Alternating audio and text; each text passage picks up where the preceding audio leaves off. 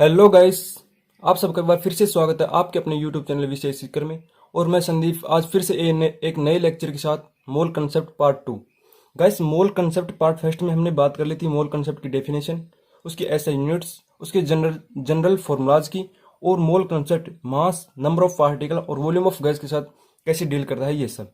ठीक गाइस, तो आज के अपने lecture that means mole concept part two में हम बात करेंगे इन फॉर्मूलाज पे बेसिस न्यूमेरिकल्स की, और फिर हम बात करेंगे मोल कंसेप्ट के इम्पोर्टेंस की। ठीक है, तो चलो हम चलते हैं अब। अगर हम क्वेश्चन की बात करें तो देखो, हमारा एक पहला क्वेश्चन है 5 ग्राम अमोनिया में मोलों की संख्या ज्ञात करो। ठीक है गाइस, चलो देखते हैं अब। 5 ग्राम अमोनिया में मोलों की संख्या ज्ञात करो। ठीक है, अगर हम इसकी सॉल्यूशन की बात करें तो गाइस देखो, सबसे पहले हमें दिया क्या गया है, इसमें हमें डब्ल्यू दिया गया है, दैट मीन्स गिवन मास दिया गया है, और एम हमारे पास हमें ज्ञात करना पड़ेगा कितना है अमोनिया के लिए। ठीक है गाइज, तो अमोनिया के लिए हो जाएगा ये 17। ओके, हमको फाइंड आउट करना है क्या, एन। ठीक है, तो अगर इसका जो फॉर्मूला होता है वो क्या होता है, N equals to W upon में एम। ठीक है, डब्ल्यू हमारे पास दिया है कितना, 5 ग्राम। ओके, और एन हमको फाइंड आउट करना है, तो हम डायरेक्ट फॉर्मूलाज में वैल्यू रख देंगे क्या, कि 5/17। ओके, तो इसका आंसर कितना आ जाएगा, 0.0294 मोल। ओके गाइस, समझ रहे हो ना ये क्वेश्चन। ठीक है, अगर अब हम दूसरे क्वेश्चन की बात करें, दूसरे न्यूमेरिकल की बात करें, तो दूसरा न्यूमेरिकल हमारा है कैलकुलेट द मास ऑफ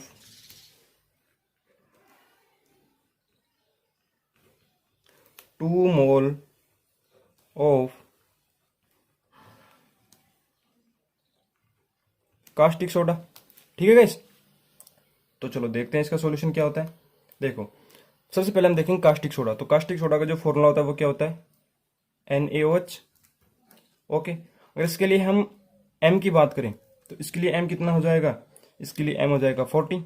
देखो कैसे, Na के लिए 23 प्लस ऑक्सीजन के लिए 16 प्लस हाइड्रोजन के लिए 1, कितना हो गया 40।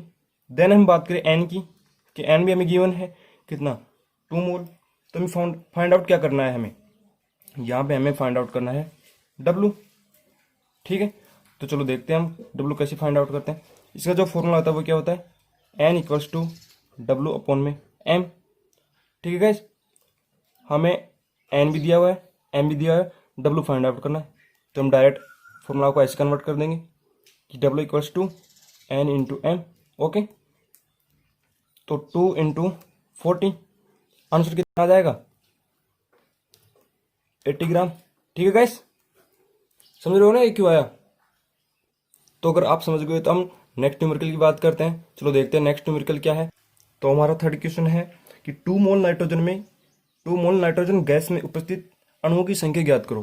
क्या गाइस, 2 मोल नाइट्रोजन में 2 मोल नाइट्रोजन गैस में उपस्थित अणुओं की संख्या ज्ञात करो। क्या, कि अणुओं की संख्या ज्ञात करो। ठीक गाइस, तो चलो देखते हैं इसका सॉल्यूशन क्या होगा। इसका सॉल्यूशन हम देखें तो हमें क्या क्या गिवन, सबसे पहले हम देखते हैं हमें क्या क्या गिवन है।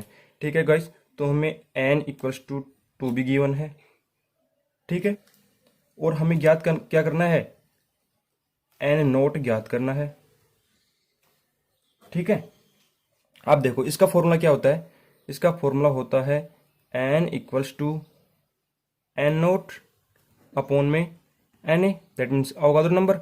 ठीक है, देखो एन अपने पास गिवन है, तो एन नोट अपन को फाइंड आउट करना है, तो हम इसको डायरेक्ट कैसे कन्वर्ट कर सकते हैं कि N naught equals to N into N A, हम इसकी वैल्यू रख देंगे 2 इंटू 6.023 इंटू 10⁻23।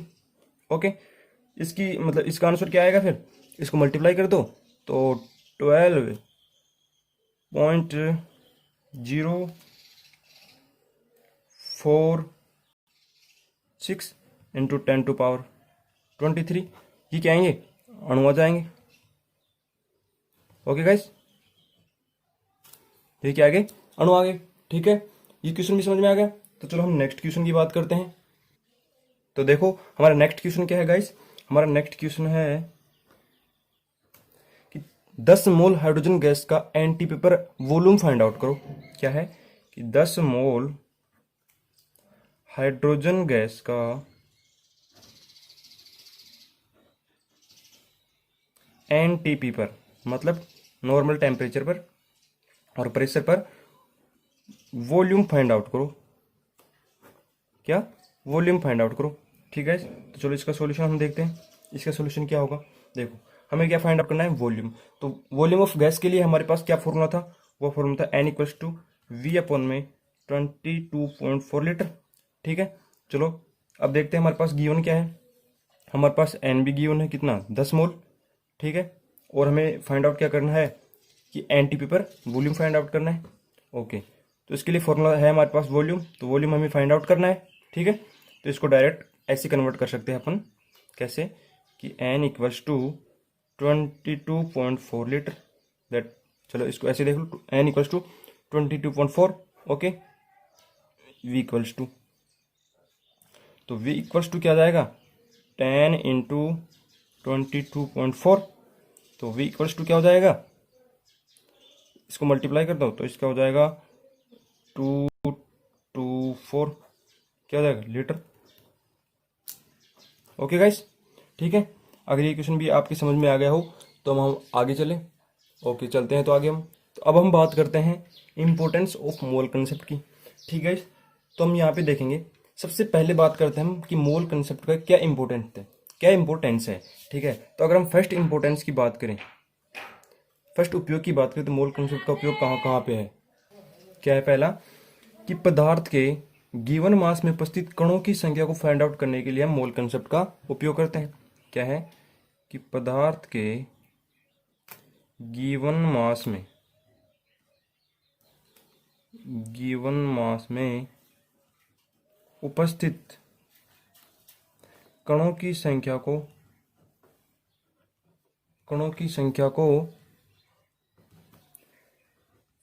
फाइंड आउट करने के लिए हम मोल कंसेप्ट का यूज करते हैं। जैसे हम बात करें एग्जांपल लेके कि नंबर ऑफ एटम और मॉलिक्यूल इक्वल्स टू क्या हो जाएगा, गिवन मास। क्या हो जाएगा, गिवन मास अपॉन में मोलर मास।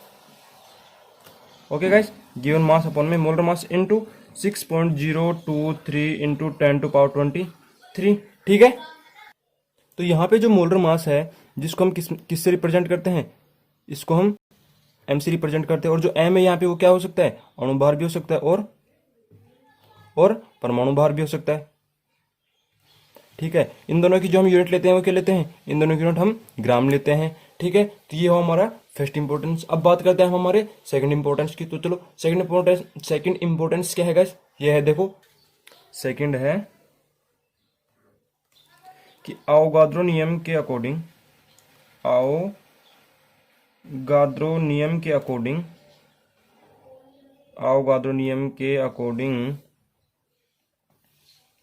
एनटीपी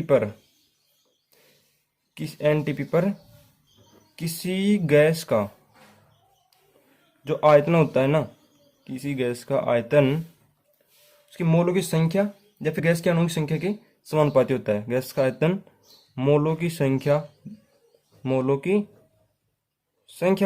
या फिर उस गैस में उपस्थित अणुओं की संख्या के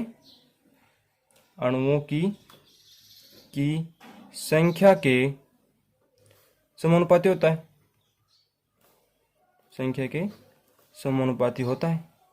ठीक है, कैसे, ऐसे इसको देखेंगे तो कैसे देखेंगे कि जो उसका आयतन है, वॉल्यूम, समानुपाती किसके होता है, एन की। जो एन क्या है यहाँ पे, अणुओं की संख्या। ठीक है गाइस, तो ये हुआ हमारा सेकंड इंपॉर्टेंस। अब बात करते हैं हम हमारे थर्ड इंपॉर्टेंस की। तो थर्ड इंपॉर्टेंस क्या होगा इसका, चलो देखते हैं थर्ड इंपॉर्टेंस क्या होता है। थर्ड इंपॉर्टेंस होता है पदार्थ के एक कण का वास्तविक द्रव्यमान की मोल कंसेप्ट के द्वारा हम पदार्थ के एक कण का, पदार्थ के एक कण का जो वास्तविक द्रव्यमान होता है, वास्तविक द्रव्यमान फाइंड आउट हम कर सकते हैं। वास्तविक द्रव्यमान फाइंड आउट कर सकते हैं। वो देखो कैसे, हम देखें कि एक परमाणु या फिर एक अणु का द्रव्यमान, एक परमाणु या फिर एक अणु का द्रव्यमान, ओके गाइस, द्रव्यमान इक्वल टू हम कैसे वो कर मतलब कैसे रिप्रेजेंट करेंगे कि पदार्थ का ग्राम परमाणु भार या ग्राम अणु भार। अगर हम यहाँ पे परमाणु लेंगे तो परमाणु भार, अणु लेंगे तो अणु भार, मतलब कि ग्राम परमाणु भार या ग्राम अणु भार, ग्राम परमाणु भार या ग्राम अणु भार, ठीक है। अपॉन में क्या करेंगे हम 6.023 इंटू 10⁻23, ठीक है। इसको हम ऐसे रिप्रेजेंट कर सकते हैं। अब बात करते हैं हम हमारे फोर्थ इंपोर्टेंस की। चलो देखते हैं फोर्थ इंपोर्टेंस क्या होता है। तो चलो देखते हैं। फोर्थ इंपोर्टेंस है कि मोल कंसेप्ट द्वारा हम किसी भी गैस के एक सिंगल अणु का, किसी भी गैस के एक सिंगल अणु का वॉल्यूम फाइंड आउट कर सकते हैं। क्या कर सकते हैं, वॉल्यूम फाइंड आउट कर सकते हैं। तो चलो देखते हैं इसको हम कैसे लिखेंगे। इसको लिखेंगे कि वॉल्यूम इक्वल्स टू 22.4 अपॉन में 6.023 इंटू 10⁻23। लेकिन इसकी कंडीशन क्या होगी गाइस, इसकी कंडीशन होगी STP, ओके, ठीक है। तो गाइस ये हो गए हमारे इसके 4 इंपोर्टेंस, ठीक है। अब हम देखते हैं कि इन इंपोर्टेंस के बेस पे एक दो न्यूमेरिकल, ठीक है। तो चलो हम एक दो न्यूमेरिकल भी सोल्व करते हैं। तो हम न्यूमेरिकल देखते हैं क्या है। एक न्यूमेरिकल है 2.2 ग्राम CO2 में मोल फाइंड आउट करो। क्या फाइंड आउट करो, मोल फाइंड आउट करो, ठीक है। तो चलो गाइस देखते हैं कितने मोल होंगे इसमें। हम सबसे पहले देखते हैं कि CO2 का जो मोलिकुलर वेट होता है वो कितना होता है। CO2 का अणुभार की बात करें हम, तो CO2 का अणुभार कितना होता है 44 ग्राम, ओके। ये सब आप सबको पता होगा, ठीक है। अब हम बात करते हैं कि एक मोल CO2 में या 1 ग्राम अणुभार में, 1 मोल CO2 में या 1 ग्राम अणुभार में मतलब इक्वल्स टू क्या होगा 44 ग्राम, ओके। ये 1 ग्राम अणुभार का ही तो वेट है 44 ग्राम, ठीक है। तो अब हम देखें तो क्या होगा कि 44 ग्राम CO2 में कितने मोल उपस्थित हैं, 1 मोल। कितने मोल प्रेजेंट है, 1 मोल प्रेजेंट है। तो 1 ग्राम CO2 में कितने होंगे 1/44, ओके। और अगर 2.2 ग्राम में कितने प्रेजेंट होंगे 1/44 इंटू 2.2। तो इसका आंसर क्या है गाइस, इसको डिवाइड करके मल्टीप्लाई कर दो तो इसका आंसर आ जाएगा 0.05 मोल, ओके। समझ रहे हो ना, मतलब ये क्वेश्चन कैसे हो रहा है, ठीक है। अगर ये समझ में आ गया तो हम नेक्स्ट क्वेश्चन की तरफ चलते हैं। तो चलो देखते हैं। अगर हम दूसरे क्वेश्चन की बात करें, दूसरा क्वेश्चन क्या है, दूसरा क्वेश्चन है कि पानी की एक बूंद का द्रव्यमान, क्या कि पानी की एक बूंद का द्रव्यमान, पानी की बूंद का द्रव्यमान 0.05 है। तो उसमें हमें अणुओं की संख्या को फाइंड आउट करना है, अणुओं की संख्या को फाइंड आउट करना है, ठीक है। तो चलो देखते हैं कैसे। हमें पता है बूंद किसकी है, पानी की। तो पानी के लिए अणुभार कितना होगा, H2O का अणुभार कितना होता है 18 ग्राम, ओके गाइस, ठीक है। चलो देखते हैं मोल कंसेप्ट के अनुसार क्या होगा कि अगर 18 ग्राम H2O में अणुओं की संख्या कितनी होगी 6.023 0.023 इंटू 10⁻23। ठीक है, तो 1 ग्राम में कितनी होगी, 1 ग्राम में कितनी होगी, 1 ग्राम में होगी 6.023 इंटू 10⁻23 अपॉन में 18। ठीक है, तो हमारे पास कितने हैं कि 0.05, तो 0.05 में कितनी होगी, इसको 0.05 से मल्टीप्लाई कर देंगे। ठीक है, तो इसका आंसर कितना आ जाएगा, इसको मल्टीप्लाई करके देख लो। तो इसको मल्टीप्लाई किया तो इसका आंसर आएगा कि 1.672 इंटू 10⁻21। ये क्या आएंगे, ये आएंगे अणु।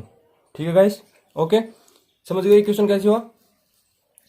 तो ठीक है, अब हम मिलते हैं नेक्स्ट वीडियो में। Till then thank you, okay, bye bye. మీకు ఈ వీడియో నచ్చినట్టయితే లైక్ చేయండి, షేర్ చేయండి, సబ్స్క్రైబ్ చేయండి. రెగ్యులర్ నోటిఫికేషన్స్ కోసం బెల్ బటన్ని ప్రెస్ చేయండి.